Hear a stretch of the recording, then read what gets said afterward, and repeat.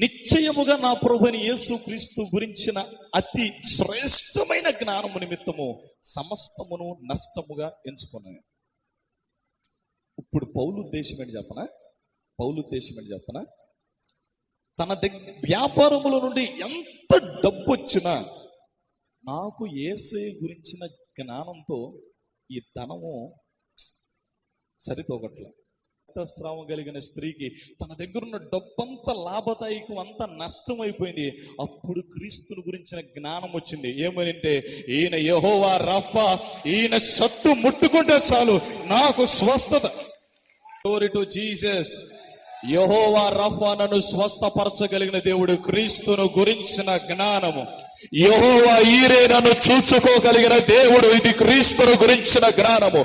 యెహోవా Ebenezer, ఇక మీదట ఆయన నాకు తోడై ఉంటాడు. ఇది క్రీస్తును గురించిన జ్ఞానము.